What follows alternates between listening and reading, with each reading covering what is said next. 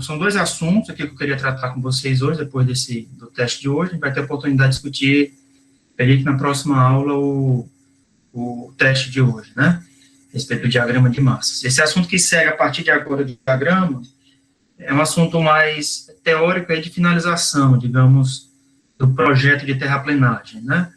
Então, eu vou tratar com vocês hoje de um tema relativo a custos, de maneira breve, porque vocês vão ter a oportunidade de, na terceira etapa da disciplina, de detalhar, né, como é que se chega aos chamados custos unitários. Então, vai existir toda uma sistemática de formulação desses chamados custos unitários. Não sei se alguém aqui da turma tem experiência já de estágio em algum escritório, por exemplo, fazendo composição de custos, né? Não deve existir ali os custos da construção civil, que alguns devem trabalhar com tabela SINAP, por exemplo, e aqui a gente vai trabalhar vocês vão ter a oportunidade de detalhar isso na terceira etapa, mas vou antecipar para vocês os custos específicos de terraplenagem, né? São os custos de escavação e de transporte, basicamente, aqueles que envolvem ali a compensação corte a terra, aqueles que envolvem os empréstimos e botaforas, tá? Então, vai existir um custo total, mas o que a gente geralmente trabalha são os chamados custos unitários, né, de transporte. E aí, indo com um outro assunto, que é a questão da classificação dos materiais de terraplenagem. Essa a gente já deve ter comentado aqui em alguns momentos, que a gente tem os chamados materiais de primeira, segunda e terceira categoria, e a gente vai ver o que é a diferença desses materiais para fim de terraplenagem, e vocês vão ver que existem custos diferentes, né, quando se tratam também desses materiais. E vocês vão ver que a diferença está basicamente na condição da exploração, né, da extração desses materiais. Então, são os mais caros, outros menos caros, e também, logicamente, da sua respectiva aplicação, tá? Então, seriam esses dois assuntos para hoje.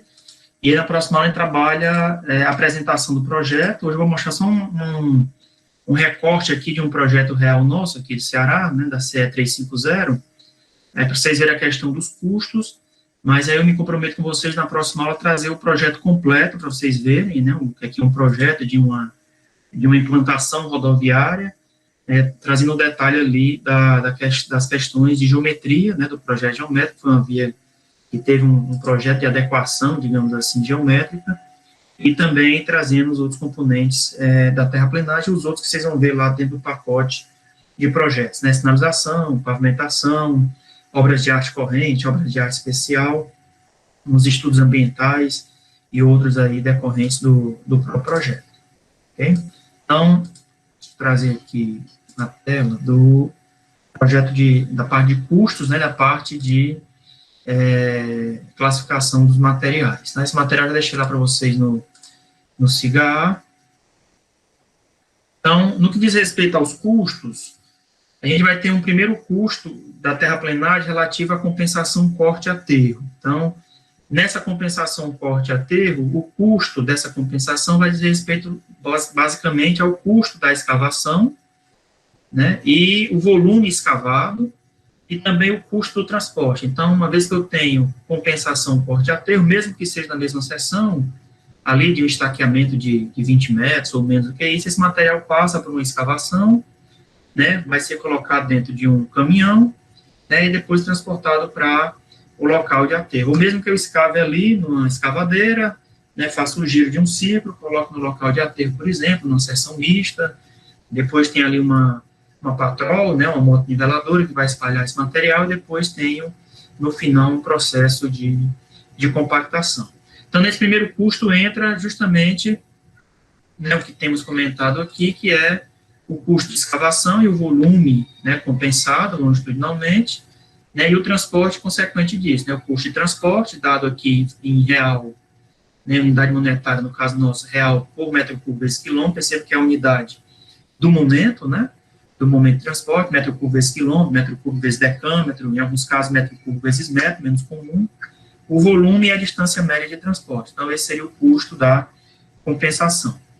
Como a gente também tem escavação para fazer bota fora e escavação para fazer empréstimo, esses custos também, obviamente, entram no custo total, da terraplenagem. Vou já mostrar para vocês uma planilha que vai ver, talvez de modo mais claro isso. Então, nesse caso, eu vou ter que considerar o custo propriamente da escavação, né, porque uma vez que eu faço a escavação e boto fora, ou faço a escavação para levar para o local de aterro vindo de um empréstimo, esses volumes também, obviamente, são escavados, né, e entram no custo. E também são transportados, né, seja do bota-fora, seja do empréstimo, com suas respectivas distâncias médias. A gente viu lá, além no momento anterior da aula anterior, que você tinha lá as distâncias médias de bota-fora e empréstimo, né, e que devem ser consideradas, isso geralmente é definido pelo contratante. Então, DENIT, DR, eles estabelecem que vocês vão ver faixas, né, de distâncias médias, daqui a pouco a gente vai ver escavação, transporte, escavação, carga e transporte de material de primeira categoria com DMT de tanto a tanto, sei lá, de 800 a 1.200 metros, ou com distância acima de 3.000 metros. Então, as planilhas trazem todo essa definição, nessas especificações a respeito dessas distâncias. Então, ainda assim, o custo de botar fora empréstimo deve ser considerado, e aí isso entra no chamado custo total. A diferença é que nesse custo total, tudo que eu escavo, né, e levo para aterro, né, ou tudo que eu escavo, faço o bota fora, que também vai ser dispersado, né, no local de escovo, ou trago o material de empréstimo e levo para o aterro, ele tem um custo de compactação. Esse material ele vai passar por um processo de compactação, e aí também vão existir diferenças, se você vai compactar no próprio normal, no próprio intermediário, né, isso vai depender das camadas de pavimentação. Geralmente, quando se trabalha com camadas de regularização de subleito, geralmente se trabalha com o próprio normal, né, com energia de próprio normal, e isso entra no custo total de terraplenagem.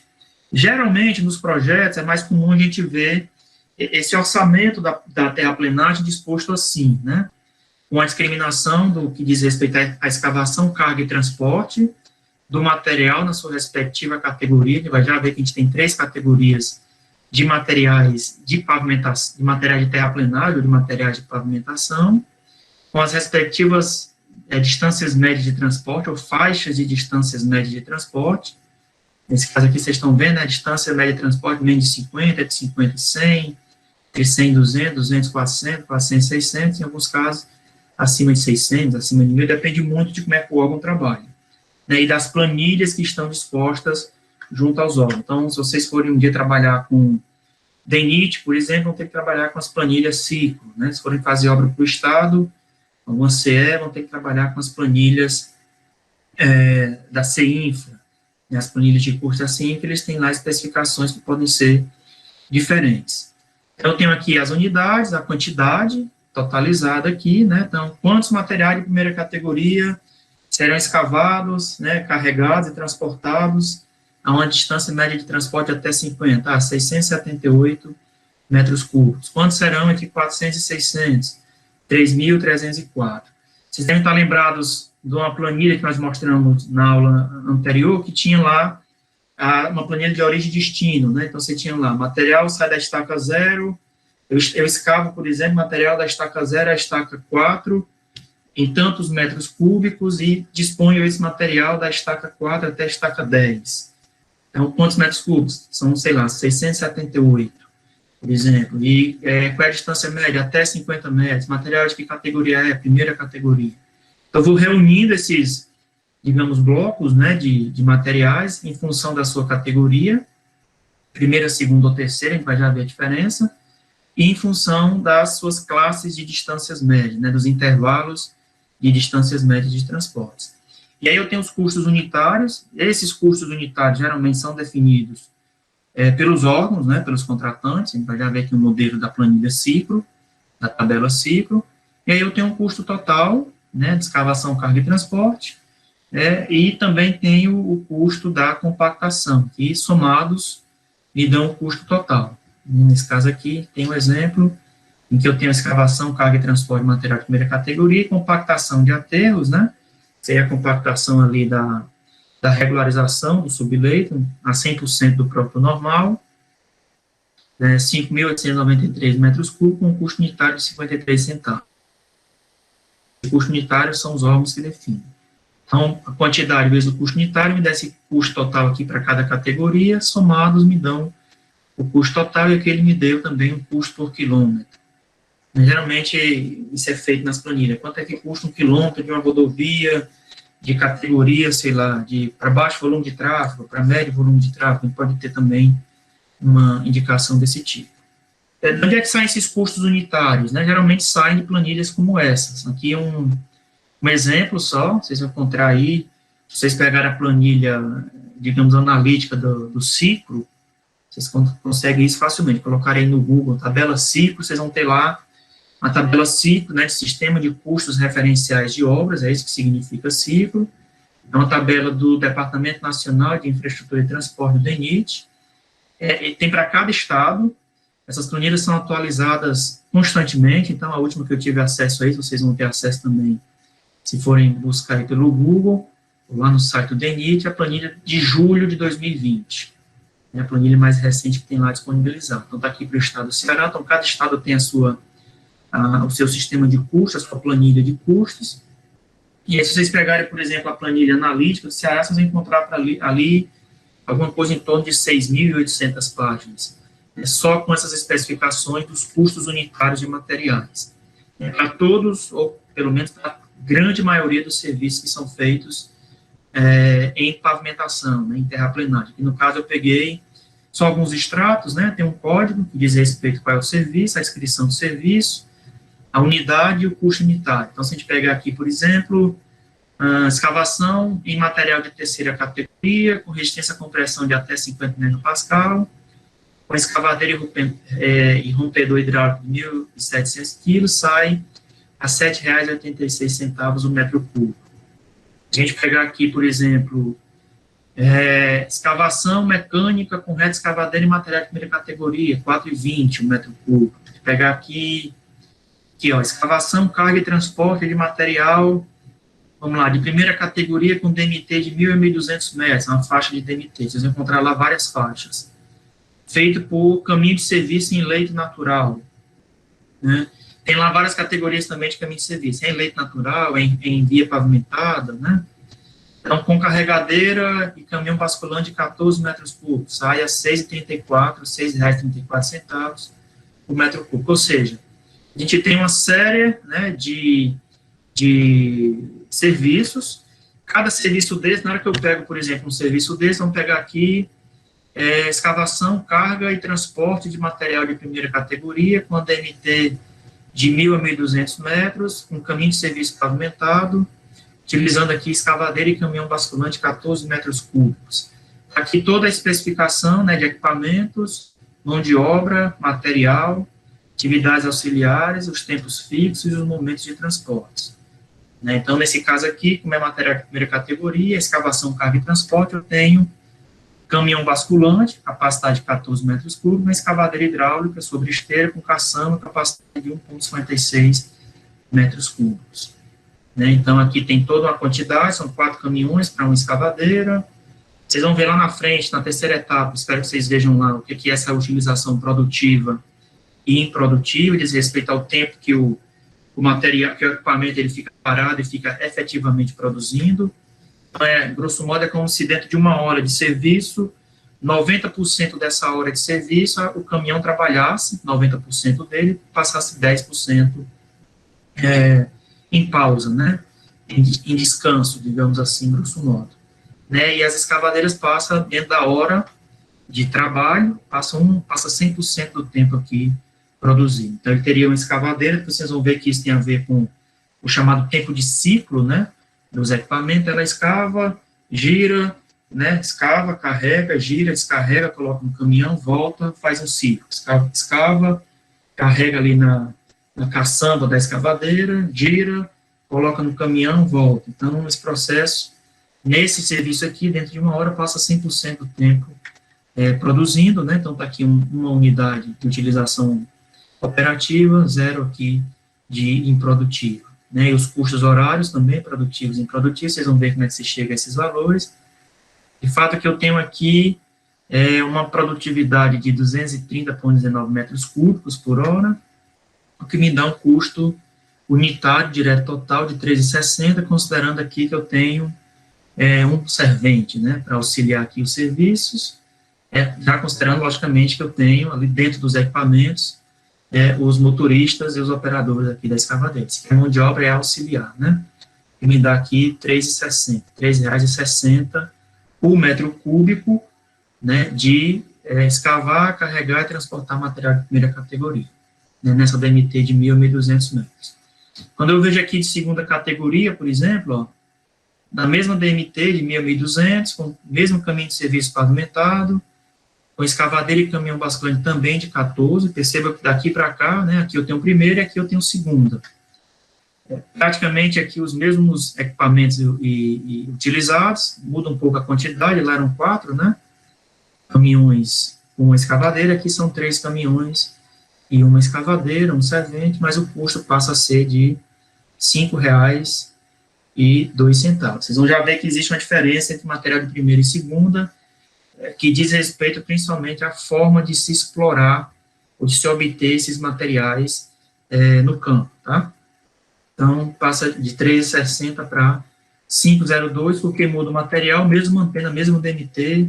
Então, na hora que a gente vai lá colocar nessa planilha aqui, né, para o custo unitário, eu tenho que ver a faixa de DMT, o tipo de material, para dizer, ó, o custo unitário é 3 e pouco, né, 3,60 de primeira, 5,02, né, R$ 5,02 de segunda. Se a gente pegar aqui de terceira, eu não encontrei, busquei lá rapidamente, mas só tem aqui terceira categoria, um DMT de 800 a 1.000 metros, caminho de serviço pavimentado, né, lá, com um caminhão basculante de 12 metros cúbicos. Né, passa para vocês verem aqui, ó, R$ 28,01. Uma série de equipamentos, caminhão basculante, carregadeira, compressor de ar portátil, martelete, um perfurador, rompedor, perfuratriz, trator de esteira, né, tem um auxiliar de blaster aqui, um blaster também, então, né, mais mão de obra, mais equipamentos, mais materiais para poder fazer a extração, a escavação, a carga e o transporte de material de terceira categoria, que totaliza aqui R$ 28,01, né, o custo unitário, então, R$ 28,01, e um centavo o custo por metro cúbico de escavar, carregar e transportar material de terceira categoria. Então, para cada serviço deste aqui apresentado, para todos os serviços que são feitos, né, realizados dentro da nossa obra, dentro da execução, da construção da terraplenagem, eu vou ter que especificar esses custos. Tá? Então, como eu disse, esses custos, se vocês trabalharem com obras federais, rodovias federais, o custo é DENIT, né, através do CICRO, do Sistema de Custos Referenciais de Obras, e se vocês trabalharem com o Estado, rodovias estaduais, vocês vão ter aqui a tabela CINFRA, a tabela de custo CINFRA, né? Então, isso é amplamente divulgado, vocês encontram fácil aí na internet o valor dos custos unitários, né? E aí, uma vez que eu tenho lá os volumes, a quantidade de momento, né, o transporte, etc., eu consigo saber o custo total. Um caso real aqui para a gente discutir, eu vou só mostrar aqui o orçamento, mas eu trago na próxima aula. Essa é uma obra da CE 350, é uma obra de 10 anos aí, né, então, de julho de 2010, a data base aqui desse orçamento, como vocês estão vendo aí. É uma obra de uma rodovia que liga a CE 065, aquela que vai ali para Maranguape, a 060, aquela que vai ali para Pacatuba.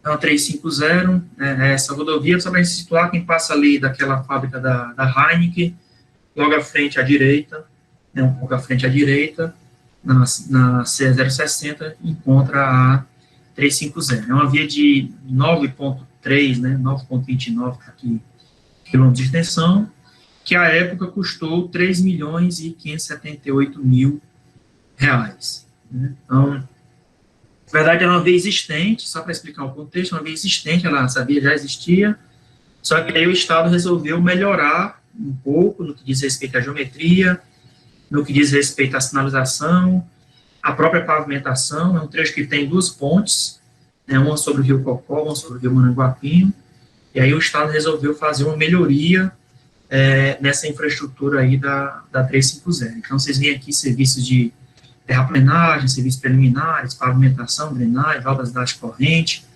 né, diz respeito aos dispositivos de drenagem, sinalização, obras complementares, meio ambiente, aquisição de material betuminoso, indenização de jazido, obras de arte especial, VDI de 30%, né, a bonificação de despesas indiretas, vocês vão ver depois do que é que trata disso, e totalizou os R$3.578.551,79.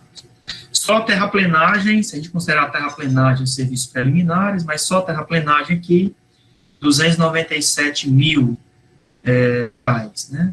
Se a gente olhar a pavimentação, ó, vocês viram a importância da pavimentação em termos de custo, só a pavimentação, sem considerar a aquisição do material betuminoso, dá 1.077.000. Se a gente juntar aqui o material betuminoso, a aquisição dele, geralmente é a parte, 653.000. Então, se a gente juntar aqui aquilo que vai acima da terraplenagem, né, dá 1.700.000 aqui, né, praticamente a metade de toda a obra. Então, veja a importância, aí se juntar com terraplenagem, então veja a importância de uma simples melhoria, digamos assim, simples, né, porque a via já era existente, não é uma implantação propriamente dita, mas uma melhoria que o Estado faz, né, numa via de 10 quilômetros aí, 9,3 quilômetros, em termos de infraestrutura, né, infraestrutura e superestrutura. Tá, especificamente a parte de terraplenagem, a parte de pavimentação, as camadas de subbase, base e o próprio revestimento acima da terraplenagem. Quando a gente pega a terraplenagem mais especificamente, isso aqui é o que consta lá no projeto, a movimentação de terra, está aqui os 297.876,38, que é o que está aqui, né? 297.876,38. A gente tem aqui, ó, desmatamento, destocamento de árvore e limpeza, ou seja, aqueles serviços preliminares que a gente discutiu lá atrás na disciplina. Então, cobrado aqui em metros quadrados, 46.450 metros quadrados, a 16 centavos o metro quadrado, totalizou aqui os 7.400. E aí vem, né, escavação, carga e transporte de material de primeira categoria até 200 metros. Então, veja que a gente só tem material de primeira categoria, as faixas, 401 a 600, 601 a 800, até 4.001 a 5.000 metros, né, com os respectivos custos unitários. E, obviamente, esses custos vão aqui aumentando, por conta da distância média de transporte, que também vai aumentando as faixas, né? A gente tem isso, escavação e carga de material, né, de primeira categoria, que tem escavação nas respectivas DMT, aqui uma especificação, escavação e carga de material, sem especificar DMT, a movimentação ali dentro da obra, né, sem o transporte local com DMT entre 401 até 30, aqui também, arrasamento de aterro, escalonamento até 50 metros, né, para fazer o acabamento aí da obra, né, da regularização do subleito, e a compactação de aterros também está aqui incluído, total aqui de 297.876.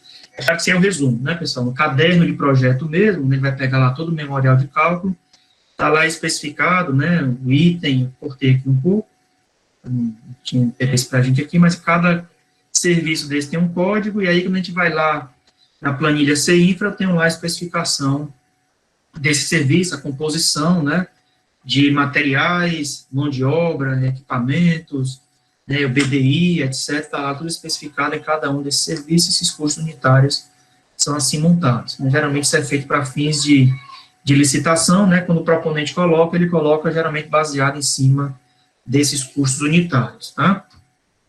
Bom, vocês viram que os materiais, eles se dividem aí em primeira, segunda e terceira categoria, né? O que é isso para fins de pavimentação? A gente tem uma divisão, digamos, mais geral dos materiais que são aplicados em pavimentação entre as rochas e os solos.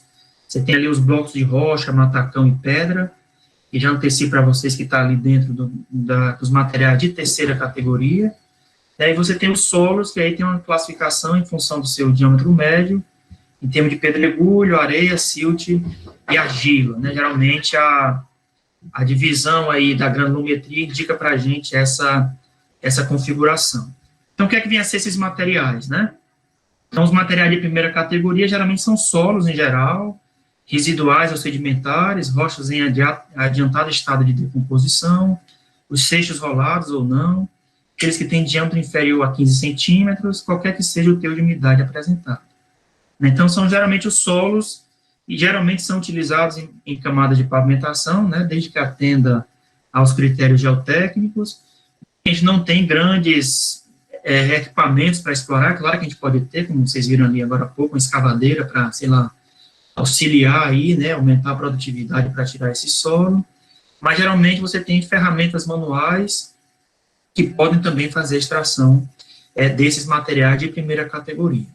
Tá? Os materiais de segunda categoria já, digamos, evoluem, né, são materiais um pouco melhores, que já passam a ser rochas, com resistência à penetração mecânica inferior ao granito, blocos de pedra, que têm volumes inferiores a 2 metros cúbicos, matacões de diâmetro médio superior a 15 centímetros, e a extração vai se processar com o emprego de explosivos ou uso combinado de explosivo, máquinas de terraplenagem e ferramentas manuais. Ou seja, são materiais que eu tenho um processo de exploração, de extração, que eu não aplico somente ferramentas manuais, né? Vou ter que utilizar, em alguns casos, explosivos, ou em alguns casos, explosivos com algumas máquinas de terraplenagens aí, para poder fazer, né? E em alguns casos, algumas ferramentas manuais, mas geralmente você tem somente como um pequeno apoio para poder fazer a exploração desses materiais. Daí eles serem, como a gente viu aí nas planilhas de custos anteriores, mais caros, né, para escavar, para carregar e para transportar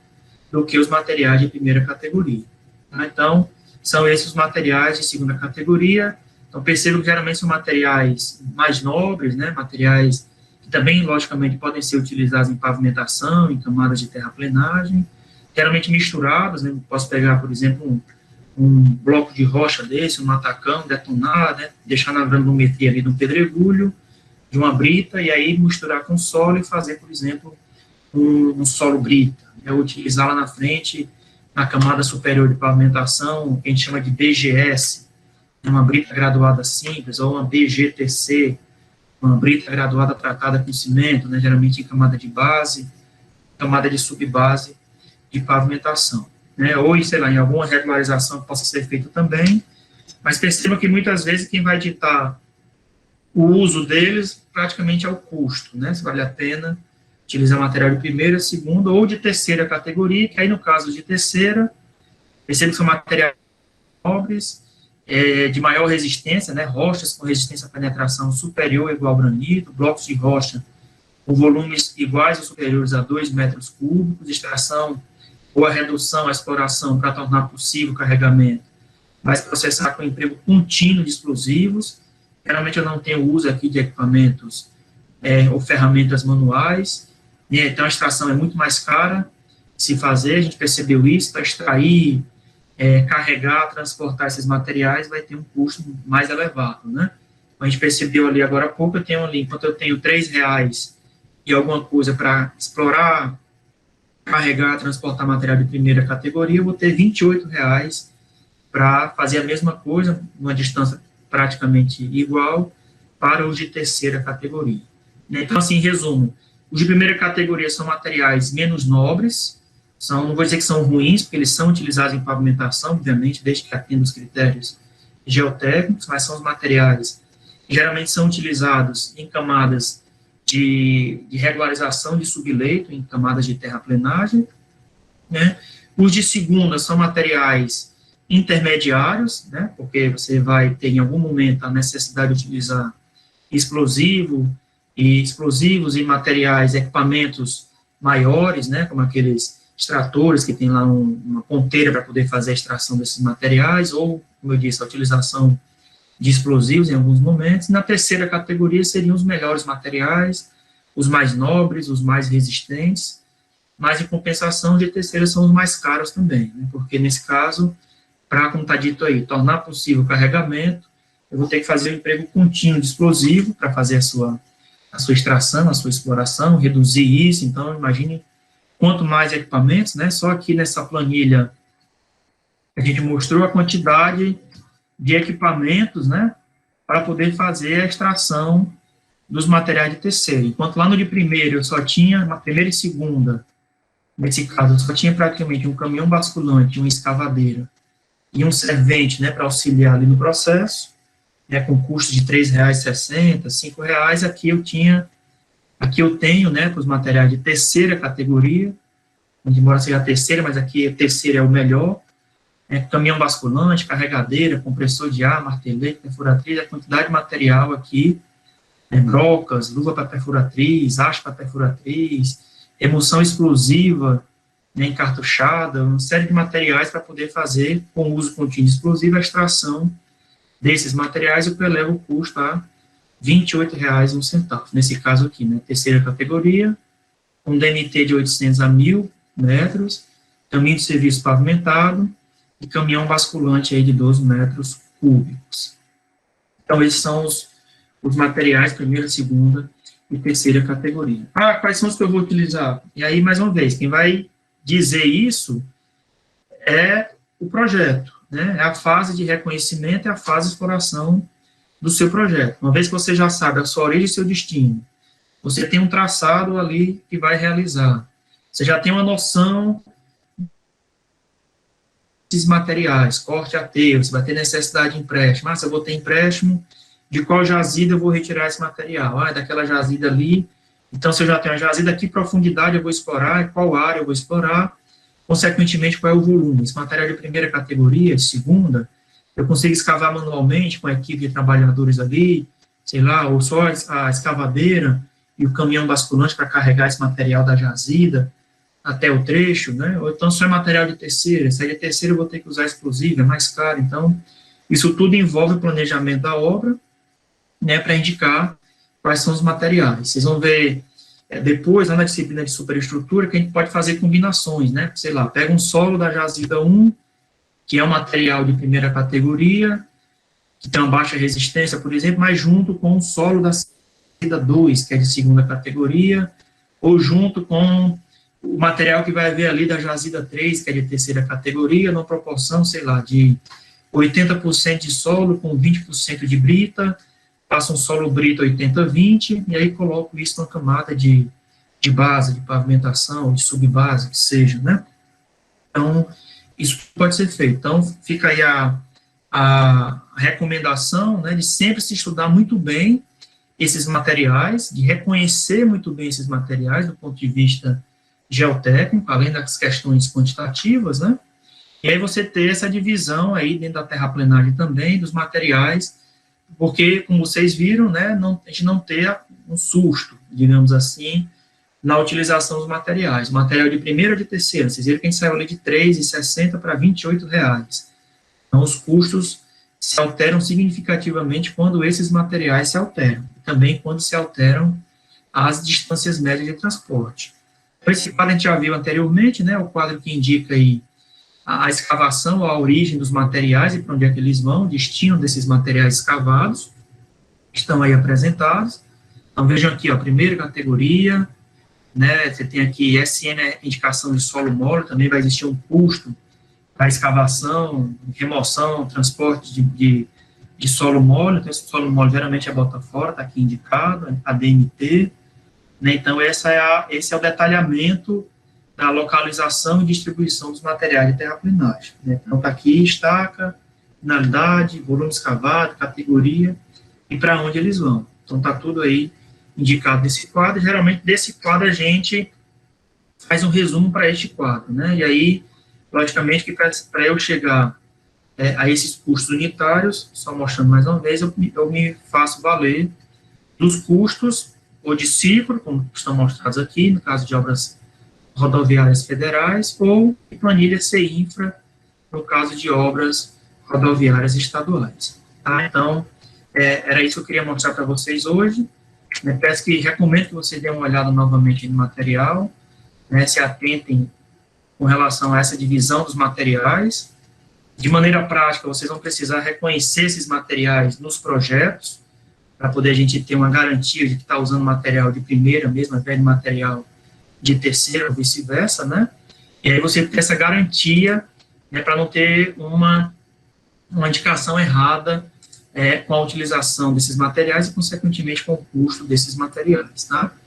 Então, é isso, pessoal, para hoje. Vamos se estender muito. Na próxima aula, a gente apresenta a questão do projeto, que a gente deve apresentar um projeto de terraplenagem, vou trazer para vocês, algumas fotos para mostrar algumas obras de terraplenagem também. Vou mostrar esse projeto da 350 todo. Vocês viram o caderno, né, a quantidade de arquivos, né, de projetos que existem numa simples implantação. Simples, estou dizendo, porque a rodovia é pequena, né, 10 quilômetros, então imagina o que é isso numa proporção de uma via de 30 quilômetros, 50 quilômetros que seja, a quantidade de projetos e trabalhos que tem envolvidos nessas implantações, ou mesmo uma melhoria de uma obra rodoviária, ok? Peraí, não sei se alguém tem alguma pergunta sobre este assunto. Não? Tranquilo, né?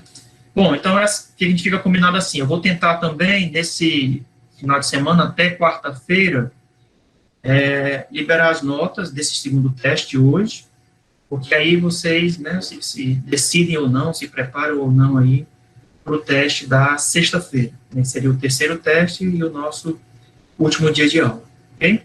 Vou tentar fazer isso, me programo, e aí aviso a vocês aí na aula de quarta-feira, então vou mantendo algum contato com vocês através do cigarro, tudo bem? Professor, Oi. só uma dúvida sobre o teste, a correção do teste. Assim, o senhor já comentou nas aulas que existem inúmeras possibilidades de você traçar as linhas econômicas, né? Visto Sim. isso, quando a gente, projetista, tiver uma distância e uma distância média de um trecho menor do que a DET, obrigatoriamente a gente tem que contemplar todo aquele trecho, ou se a gente botar um trechinho de bota fora, um trechinho de empréstimo, não está errado? Não, não está errado não, mas vai depender muitas vezes, né, assim, de maneira mais prática, da sua distância de botar fora empréstimo, né? Uhum. E em relação ao teste? Isso, em relação à distância econômica, né, que você está falando. Mas em relação ao teste, o senhor vai considerar assim também, ou não?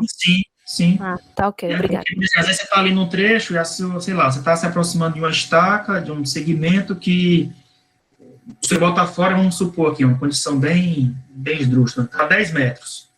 Para você já faça 10 metros e botar fora, é melhor compensar de um corte que está ali, sei lá, 100 metros.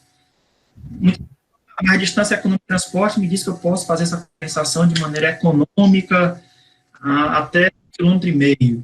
Mas, de forma prática, muitas vezes isso pode não ser contemplado, né?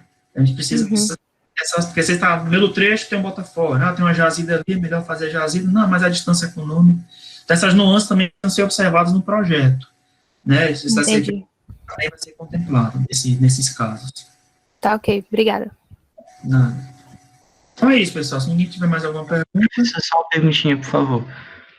Sobre o teste também, que o senhor respondendo já ajuda a saber mais ou menos quanto é que foi a nota. A minha linha de compensação, a extensão dela tem que ser no máximo igual à distância econômica de transporte, né? A sua linha de compensação, o quê? A extensão da minha linha de compensação, ela pode ser no máximo igual à distância econômica de transporte, né? Não, na verdade, a extensão da linha de compensação, ela não... Você está falando a linha de compensação de corte aterro, né? Não é a linha de equilíbrio, né? Não, a linha de compensação mesmo. A linha de compensação, de maneira econômica, deveria ser até no máximo a distância econômica de transporte, porque se ela for superior à distância econômica, os custos, né, da compensação superam bota fora empréstimo. Isso seria a condição ideal.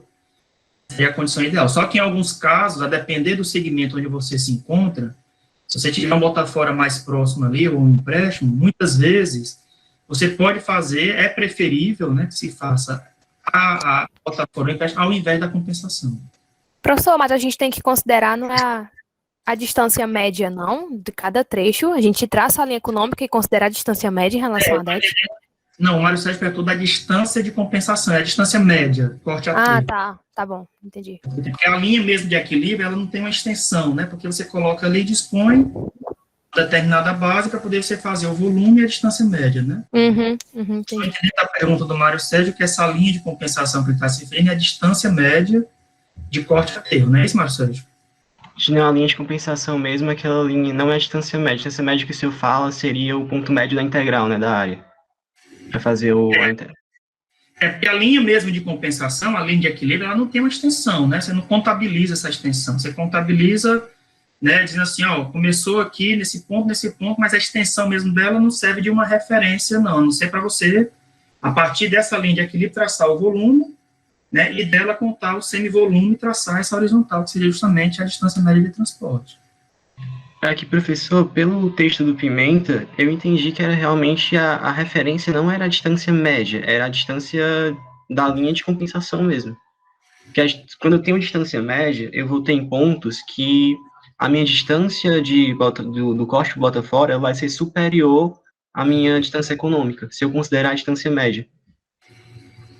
Se você considerar a distância média, o que é que tem? De compensação? Se eu considerar a distância média como referencial, eu vou ter pontos da minha compensação que vão superar a minha distância econômica de transporte. Eu vou ter pontos em que eu vou estar fazendo a compensação longitudinal, quando, na verdade, a compensação seria preferível fazer bota fora e empréstimo. Mas é isso que a Márcia perguntou agora há pouco. Em alguns casos, né, você vai ter situação em que a distância econômica de transporte, embora seja um referencial, pode ser preferível, né, fazer o bota fora e o empréstimo em determinados segmentos, né?